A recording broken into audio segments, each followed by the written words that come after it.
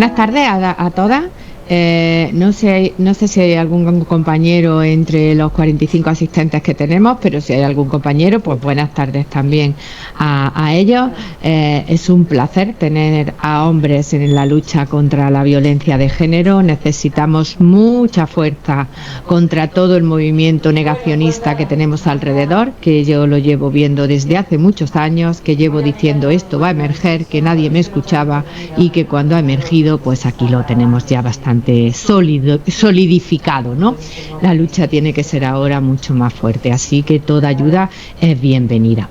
Quería darle las gracias a Marisa y a Delia por contar con nosotras, tanto con TEMI, con la Asociación de Mujeres Juristas TEMI, a la que le doy un beso muy fuerte porque es mi mamá en esto del feminismo y me encanta que cuente con nosotras para estas cuestiones, y agradecer a la Fundación Mujeres que haya contado con la colaboración de TEMI para este proyecto tan estupendo, ¿no? Y quería matizar simplemente dos cosas del currículum que ha dicho antes Marisa. Veréis, yo empecé en el tema institucional en el Colegio de Abogados de Granada, en el grupo de violencia de género que se creó en el 2005, justo cuando empezamos con la ley integral, presidiendo ese grupo, luego en la subcomisión de violencia del Consejo General de Abogacía a partir del 2011, luego en el de Andalucía, luego en la Comisión Provincial, pero en el 2023 dimití de todos mis cargos institucionales, porque me di cuenta de una cosa, donde estaba mi sitio como abogada era al lado de las mujeres, a pie de juzgado, porque el movimiento negacionista de la violencia de género, no, en los últimos años ha calado mucho a nivel judicial.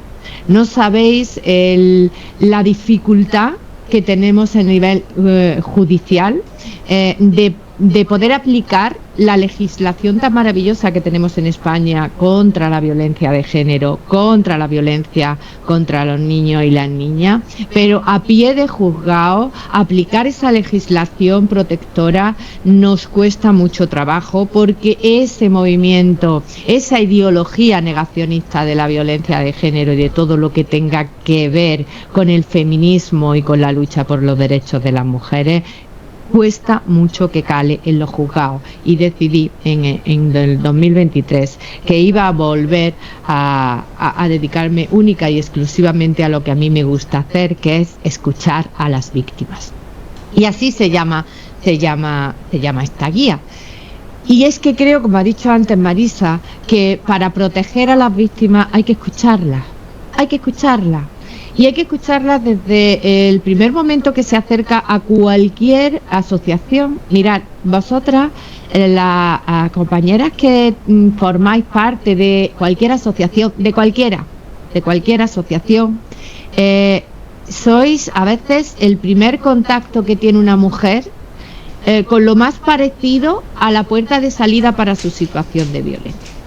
Por eso se hace tan sumamente importante que la persona que recibe a esa mujer sepa qué tiene enfrente, si hay una situación de violencia, sepa detectarla, que como ha hablado Elvira, hay una primera parte en la guía dedicada a eso, a que podáis tener herramientas para detectar si aquella mujer que entra por las puertas de la asociación, que a lo mejor la asociación, el objetivo no tiene nada que ver con la violencia de género, pero hay mujeres en todas vuestras asociaciones y seguro que hay un porcentaje muy alto, por desgracia, que sufre violencia de género.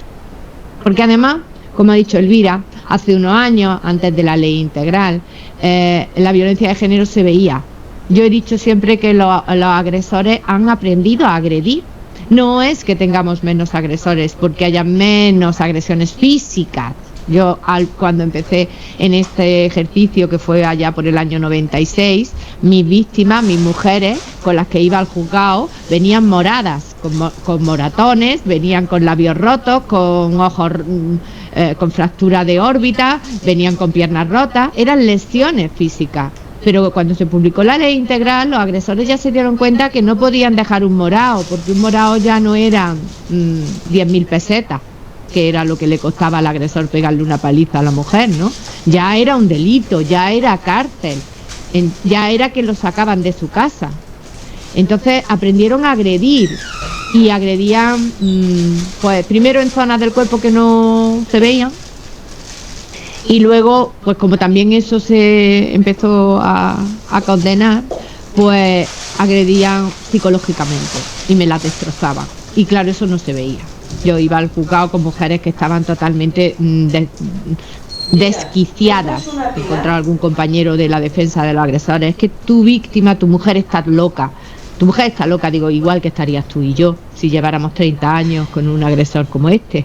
Pues claro que tiene un problema psíquico, un trastorno importante, pero causado por la violencia, no porque ella esté loca, ¿no? Entonces aprendieron. Y luego la violencia psicológica en los últimos tiempos se está estudiando, se está, digamos, castigando judicialmente algo más, no lo que debiera, pero algo más. ¿Y qué pasa? Pues que hemos empezado con otra violencia, la que todos y todas sabéis, la violencia vicaria. Empezamos a agredir a través de los hijos, que es lo que más le duele a la mujer. Bueno, yo me enrollo mucho, Delia, me he anotado por aquí y cuando me tengo que callar, pero tú me paras cuando estimes conveniente.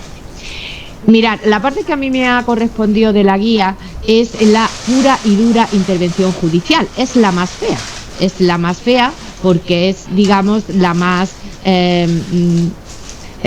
engorrosa, el ámbito judicial, ¿no? Cuando escuchamos juzgados, cuando escuchamos todo lo relativo a lo que es la ley y el ámbito judicial, eso es como muy tenso, es como muy desagradable, es como muy angustioso y es como muy frío y muy victimizador.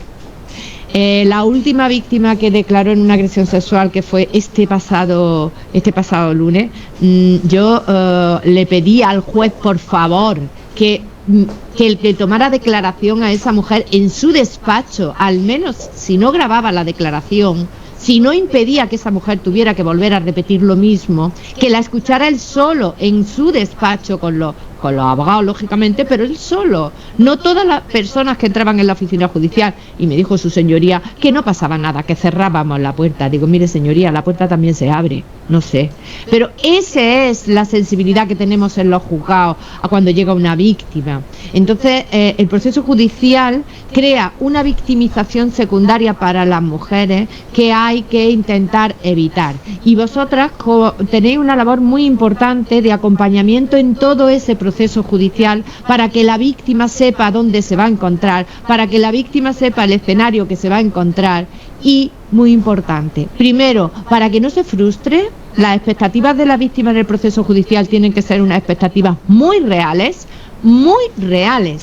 No podemos engañar a las víctimas, tenemos que explicarle lo que se van a encontrar. ¿Eso quiere decir que vamos a ser muy pesimistas con ellas? No, vamos a empoderarlas.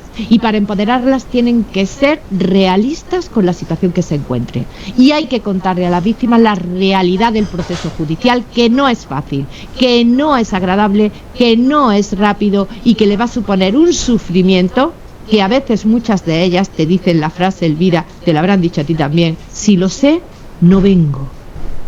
Y hay que evitar que una víctima, cuando entra en un juzgado, salga diciendo: si lo sé, no vengo. Porque nosotros, el único mecanismo que tenemos como abogadas de ellas es la ley. Y la ley, el único sitio donde se aplica es el juzgado. Por eso, como os dije antes, en el 2023 me dimití de todo lo institucional, me dediqué solo al juzgado, porque la lucha contra la víctima en el juzgado es fundamental para defenderla. Y para vosotras entendíamos, Elvira y yo, dentro de la guía, que es fundamental conocer qué viene en el proceso, ¿no?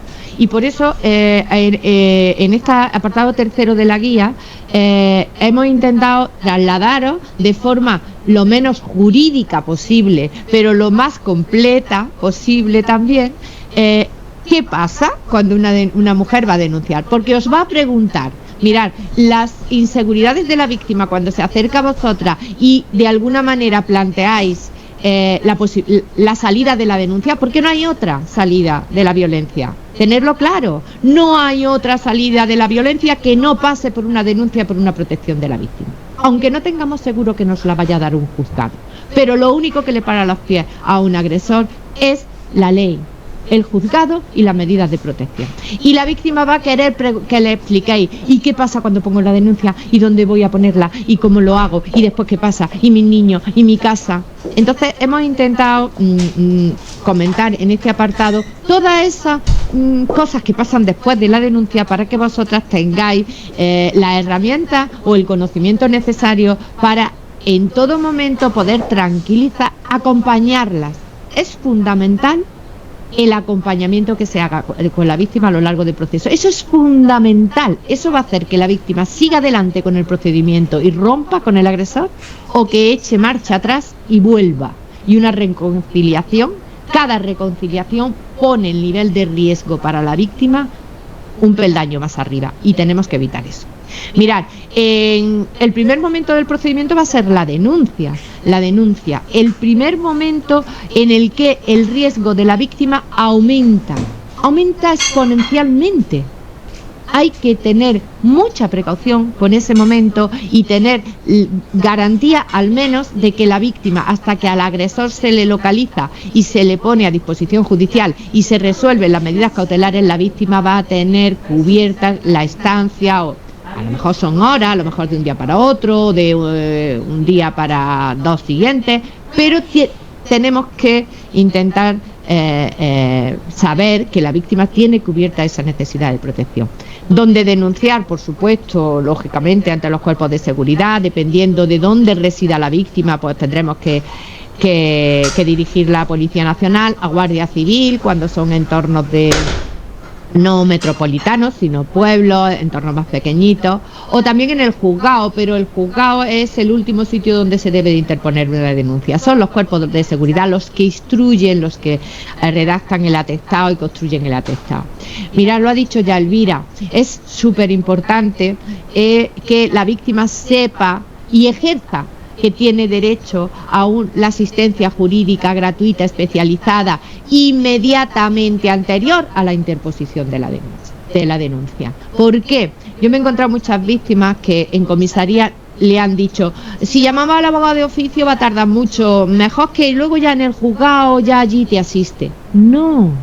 No, porque la denuncia llega incompleta, y si la denuncia llega incompleta al juzgado de guardia o de violencia, vamos a poder proteger mucho menos a la víctima. Ese abogado o abogada del turno de oficio tiene que estar en comisaría hablando con la señora antes de interponer la denuncia. Eso es algo que cuesta mucho trabajo, pero que tenemos que seguir peleando por eso. Y tiene que ser una asistencia jurídica especializada. Y aquí el mea culpa mía como abogada, porque todavía tenemos pendiente la formación especializada de los profesionales del turno de oficio.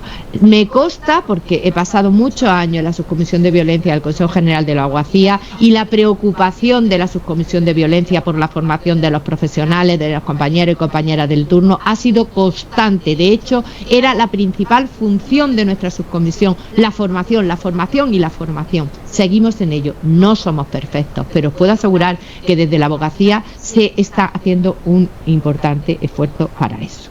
Mirad, el contenido de la denuncia tiene que ser lo más completo posible, por lo que os he comentado antes, para poder protegerlo una vez que llega al juzgado la denuncia. Y en la denuncia es donde se solicita protección, que como bien ha dicho Elvira, no toda protección es orden de protección. La orden de protección la vamos a ver ahora y os voy a explicar qué medidas contiene, pero en todo caso hay medidas de alejamiento que protegen a la víctima y orden de protección. ¿Qué es, gracias Delia, la orden de protección? Mirad, la orden de protección es una resolución judicial que se dicta después de que la víctima lo haya solicitado en su denuncia o en su comparecencia. Cuando acude al juzgado después de interponer la denuncia, lo puede solicitar en el propio juzgado si no lo ha hecho antes en comisaría, y incluye dos tipos de medidas súper importantes para las mujeres víctimas que tienen hijos menores a su cargo. Súper importante que pida orden de protección y no únicamente medida de alejamiento, porque medida de alejamiento no implica lo que veis ahí de medidas civiles. Es decir, la orden de protección tiene un doble contenido, un contenido civil, que es el relativo a todo lo relativo a los hijos. al uso del domicilio familiar, tan importante para la tranquilidad de la víctima, a la guardia y custodia de los hijos, a la pensión de alimentos, tan importante para el sustento de los niños y de las niñas, y qué tanto preocupa a las mujeres cuando van a denunciar, qué voy a hacer si yo no estoy trabajando, si yo como del sueldo de él. Bueno, pues esa es una medida que se va a adoptar en la orden de protección. Y luego el contenido penal del alejamiento, prohibición de comunicación, prohibición de uso de armas, incluso prisión, pero la prisión no se suele acordar salvo en casos muy graves, de agresiones muy graves, no nos vamos a engañar. Cuando quieras, Delia, puedes pasar Vale, mirad, ya hemos estado en comisaría, ya hemos estado, bueno, estos son horas y horas y mucho sufrimiento de la mujer, pero yo tengo que explicarosla en el tiempo que tengo. Después de la denuncia, después de esa primera actuación policial, nos vamos al juzgado. Y nos podemos encontrar dos escenarios. Nos podemos ir a un juzgado de violencia especializado o en aquellos sitios donde no hay juzgado de violencia de guardia, que es la mayoría de los lugares, pues si el juzgado de guardia no está, el juzgado de violencia no está en horas de funcionamiento, digamos tardes y fines de semana, pues también pueden derivar el atestado al juzgado de guardia. En cualquier caso, vamos a hacer una comparecencia judicial que va a terminar finalmente en un juzgado de violencia. Y ahí la víctima va a preguntaros, ¿y qué pasa? Y me han llamado del juzgado, ¿y qué voy a hacer en el juzgado? ¿Y qué me van a decir? ¿Y qué voy a tener que hacer? Pues vosotros tenéis que saber lo mínimo, lo más necesario e imprescindible, y es que en el juzgado la víctima va a tener que volver a declarar, a ratificar su denuncia delante de la jueza, le va a hacer un interrogatorio el abogado del agresor, su propio abogado o abogada puede hacerle preguntas, va a poder aclarar cosas, pero todo lo que cuente que esté fuera de la denuncia se va a poner en duda ya. Por eso es tan importante que en comisaría ella cuente todo en el atestado y en la denuncia. Ahí también va a declarar el denunciado, y después de esa comparecencia que se hace ese día en el juzgado de violencia para resolver la orden de protección y ver qué se hace en el procedimiento, pues nos podemos encontrar pues varias situaciones. Mirad, hay una situación que a veces es la más eficaz para las situaciones de violencia, y es que el denunciado, el agresor, se conforma con una condena, ¿vale? Entonces se dicta una sentencia de conformidad. Mirad, en ese momento hay que valorar muy bien lo que quiere la víctima. Por eso hay que seguir escuchándola, ¿no? Porque a veces la víctima lo que quiere es salir de allí y olvidarse del asunto. Y salir con un documento que medio le facilite poder salir de la situación de violencia con sus niños o con sus niñas, pero no volver al juzgado. Y esa sentencia de conformidad puede ser que no condene al agresor con la gravedad proporcional a la violencia que ha ejercido. Pero en contrapartida, la víctima se va con una sentencia condenatoria, o sea, nadie le puede decir que ha puesto una denuncia falsa, eso que escuchamos tanto, ¿no? Denuncia falsa, denuncia falsa, denuncia falsa. Le han archivado el tema, denuncia falsa. No, una denuncia falsa no se corresponde con un archivo no se corresponde con una denuncia falsa. No. Mirad, muchos de los archivos y sobreseimientos que se producen en situaciones de violencia, ¿sabéis a qué equivale? No a una denuncia falsa. Es una falta de diligencia debida de las instituciones para acompañar, atender y proteger a las víctimas, aplicando la ley con la diligencia debida que están obligadas las instituciones a tener en el tratamiento de la violencia de género y de la violencia contra los menores.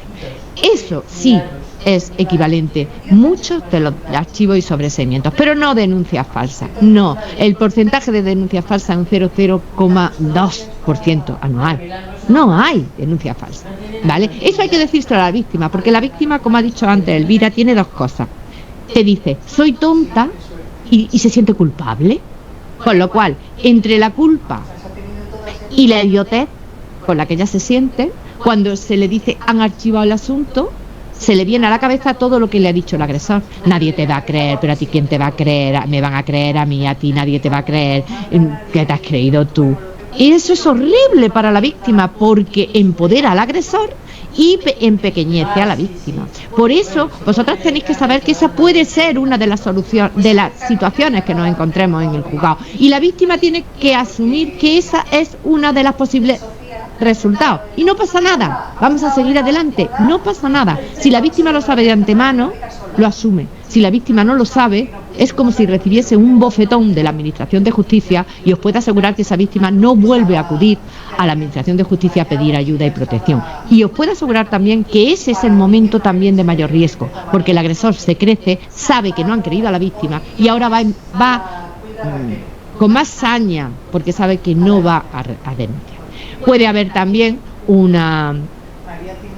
aparte del archivo y de la condena, nos podemos encontrar en que, bueno, pues se ha escuchado a la víctima, se ha visto que había una situación más grave, o bien de una violencia habitual, o bien de unas lesiones más graves, que hay que hacer informes forenses, que hay que practicar pruebas testificales, documentales, periciales, y se van a abrir unas diligencias previas y vamos a seguir con el procedimiento abierto. Nos hemos llevado ya, si el procedimiento sigue, esa orden de protección resuelta, y lo habitual, si hay unos indicios de que hay una situación de violencia, se va a acordar la orden de alejamiento. Mirad, la orden de alejamiento es un papelito súper importante para la víctima, porque es uno de los documentos que acreditan a la víctima como víctima de violencia de género, que es esa acreditación la que le va a abrir la llave de todos esos derechos que Elvira ha comentado y que tenéis en la guía, y que hay que trasladarle a la víctima que los tiene para que los ejerza, y para cualquier de esos derechos necesita acreditar su situación de violencia, que va a estar con la orden de protección. Si se otorga esa orden de protección, eso va a ser el documento que la acredite, y si no se otorga, que también puede pasar, que siga el procedimiento y no tengamos orden de protección, pues hay otros mecanismos de acreditación de las situaciones de violencia, que en cada comunidad autónoma tiene asignado una institución para certificarlo, como lo podéis ver luego en los enlaces que tiene la guía, para acreditar esa situación. Pero bueno, si el procedimiento sigue adelante, pues lo normal, lo habitual, es que se disponga de esa orden de protección. Mirad, y vamos a la última de las situaciones, que es que sigan las diligencias penales abiertas, y la víctima también sale del juzgado diciendo: ¿y ahora qué va a pasar? ¿Y yo qué tengo que hacer? ¿Y esto cuándo va a terminar? Bueno, pues vosotros tenéis que saber que el procedimiento judicial penal pues lleva un tiempo, y dependiendo del sitio, y lo sabe Elvira bien, pues depende, esto ya no se sabe. Yo siempre les digo: mira, aquí sabemos cuándo entramos en el juzgado, pero no sabemos cuándo vamos a salir con la sentencia final. Hay que tener paciencia. Ellas tienen que relajarse en ese procedimiento, en ese tiempo, porque si no supone una angustia continua, y así os puedo decir que hasta que no se termina el procedimiento penal, la víctima no empieza a curarse. Eso es así. Hasta que no sale del juicio en la que a ella la escuchan y tiene una resolución, da igual el sentido de la resolución, pero no empieza a recuperarse. Por eso es importante, muy importante, el acompañamiento que hagáis desde las asociaciones con las víctimas. Y para que sepáis más o menos cómo va el procedimiento, las personas que no tenéis conocimientos jurídicos, pues en esa fase de procedimiento se van a hacer una serie de pruebas, las que os he comentado, testigos, documentos. Es importante que la mujer sepa que todo lo que tiene, mensajes de WhatsApp, no sé, cualquier cosa que a ella se le ocurra que pueda acreditar esa violencia que ha sufrido, pues hay que llevársela al abogado o a la abogada para que la presente en el juzgado. Eso es lo que se hace en esa fase.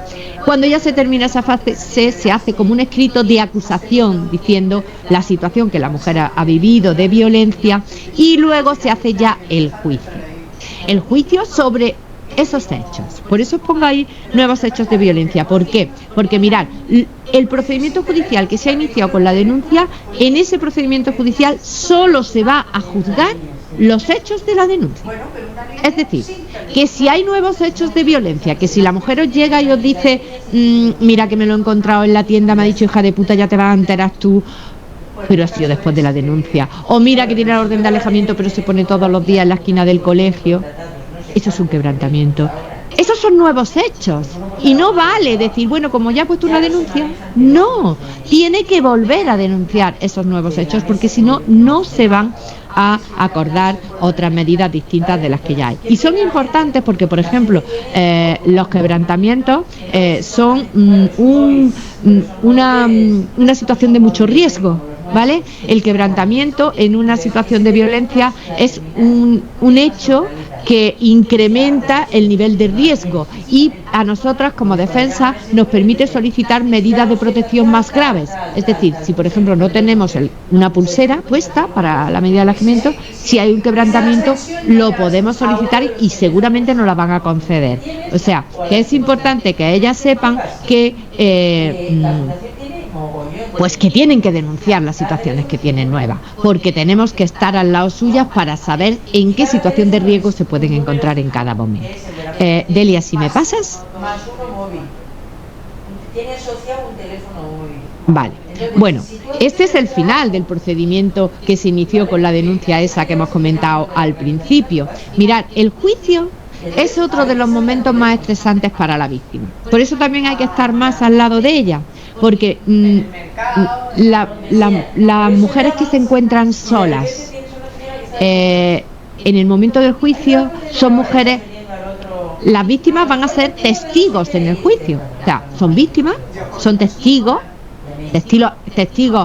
digamos, especiales, porque son las perjudicadas por el delito, es un testigo cualificado, pero no deja de ser una prueba testifical en el procedimiento, con lo cual el cómo se encuentre la mujer en el momento del juicio para prestar su testimonio es fundamental, porque podemos haber hecho una instrucción maravillosa en el procedimiento y no servirnos de nada, porque esa mujer llega tan sola, tan angustiada y tan desangelada al momento del juicio que no sabe abrir la boca, porque no sabe lo que se va a encontrar allí, y hay que explicarle esa situación. Hay que estar en ese momento, el acompañamiento debe ser fundamentalmente por el abogado o la abogada que tenga designado para ese proceso, pero el que vosotras podáis hacer desde las asociaciones es fundamental también, porque podéis suplir las deficiencias que pueda tener en ese asesoramiento jurídico, ¿no? En el sentido de ese acompañamiento para el momento del juicio. Ella tiene que saber que no tiene por qué ver al agresor, que es algo que le angustia mucho, pero lo voy a tener que ver, pero me va a estar escuchando. Sí, por desgracia, escucharte te va a escuchar, porque el acusado tiene derecho a estar en el acto de juicio y te va a escuchar, pero no tienes por qué verlo, no tienes por qué enfrentarte visualmente a él. Hay que explicarle eso, y sobre todo hay que procurar de alguna manera que nuestro y vuestro acompañamiento para ese momento del juicio sea lo más amable posible, para que el relato de la mujer sea lo más coherente, persistente posible y nos sirva para buscar la condena que vamos buscando para protegerla, ¿de acuerdo? Y eso, mira, ya hay una cosa que les digo mucho para preparar los juicios y es que le digo, en el juicio la protagonista eres tú. Este es tu momento. Este es el momento para que un juez te escuche la vida que has tenido y haga algo de justicia. Y ellas, por el simple hecho de tener las riendas de contar su historia, aunque la sentencia no sea favorable o no todo lo favorable que querríamos, se sienten compensadas. Por eso es importante que sepan en qué momento y qué se van a encontrar en el juicio. Delia, pasa. Vale.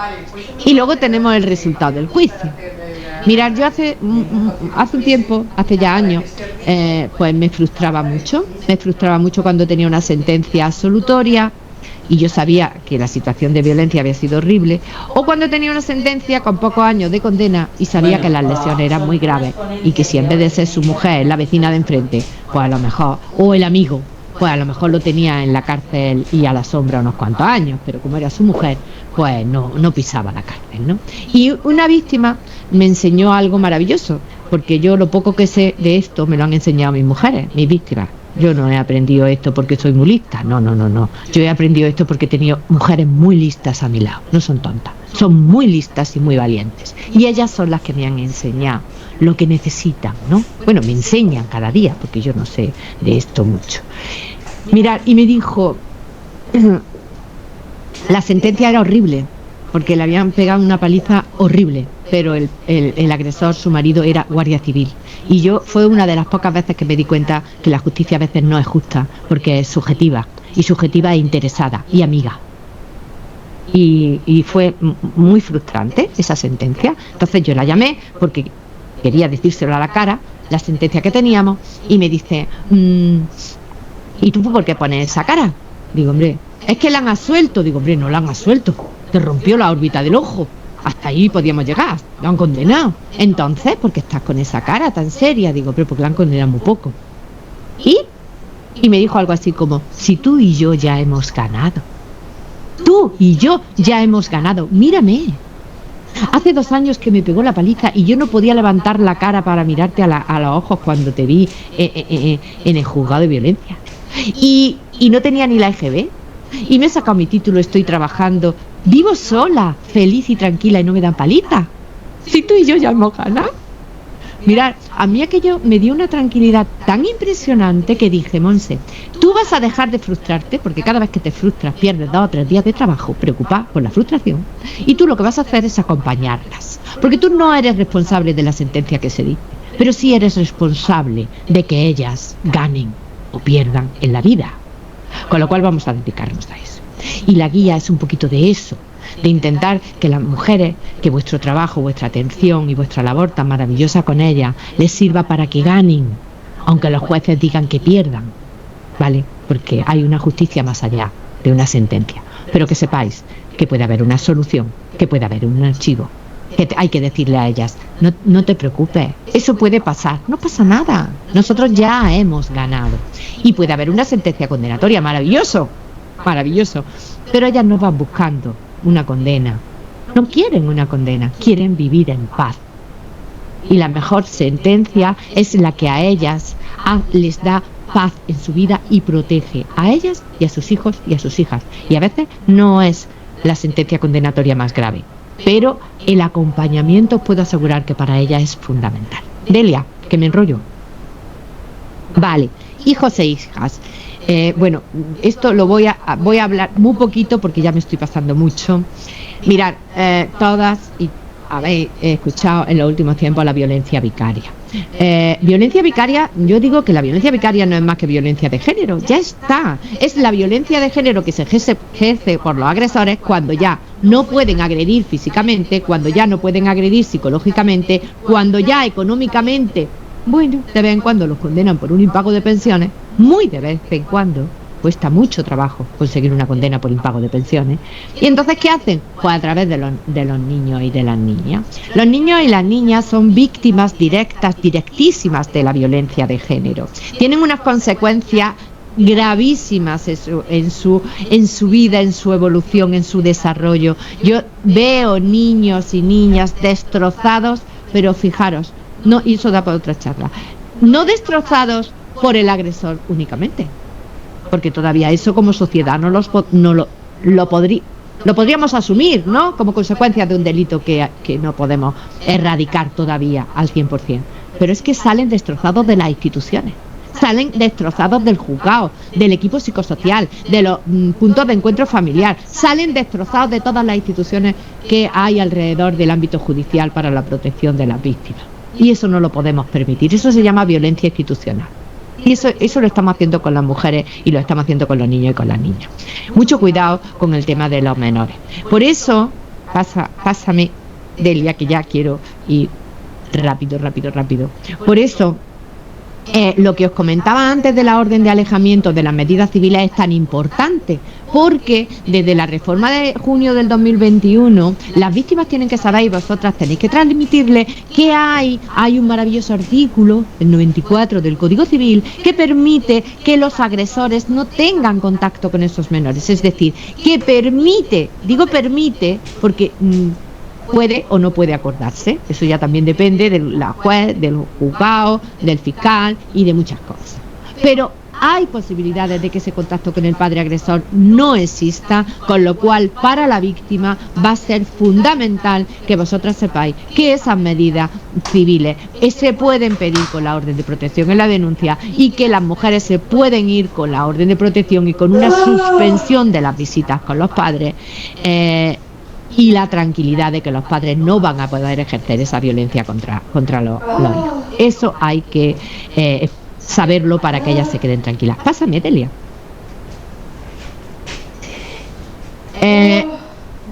Un poquito lo que os estaba comentando, que aquí también en cuanto a los hijos es fundamental el trabajo que hagáis con ellas, porque hay que darle mucho apoyo emocional a la madre y a los menores. Si hay una situación y una orden de alejamiento, los menores pueden tener tratamiento psicológico sin necesidad de autorización del papá, con lo cual se puede apoyar psicológicamente a los menores, pero hay que darle también un apoyo emocional a las madres, porque en esas situaciones las madres tienen que estar fuertes para seguir con atención a sus niños y a sus niñas. Pásame, Delia, que no. Vale.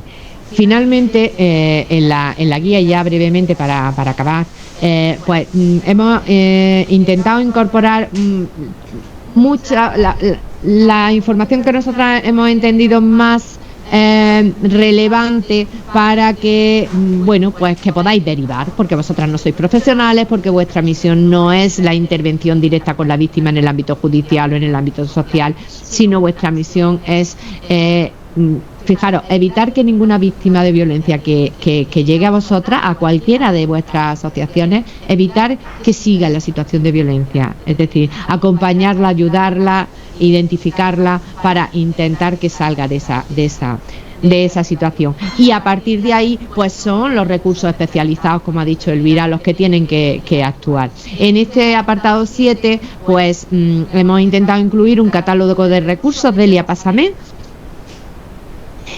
Y en el apartado 8, enlaces de interés, como ha dicho también Elvira, los recursos pues son distintos en función de la zona del territorio en la que nos encontremos, si estamos en territorio estatal o si estamos en territorio autonómico con recursos propios. Bueno, pues hemos intentado facilitaros ahí pues enlaces de interés donde podéis al menos consultar en vuestro entorno local, autonómico, pues los recursos de los que disponéis.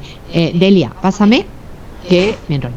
Y al final, pues mirar, ahí hemos intentado incluir todo el material complementario que entendemos que para las personas que estáis preocupadas, que sois todas las que formáis parte de las asociaciones,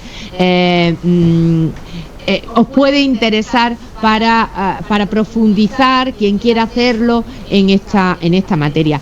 Y a mí me hace especial ilusión el anexo 1, la entrevista estructurada para víctimas de violencia de género, porque mirar, yo con esa entrevista empecé a trabajar hace mucho tiempo, cuando empecé a trabajar con las víctimas, porque me daba cuenta que ellas me contaban una cosa ahora, otra después, no había un relato coherente, y había víctimas que lo más grave de la violencia que habían padecido me lo contaban en la puerta del juicio, para entrar a hacer juicio, que yo les decía, mira, no te chillo porque está feo, pero chiquilla, esto me lo tenías que haber contado cuando estábamos poniendo la denuncia.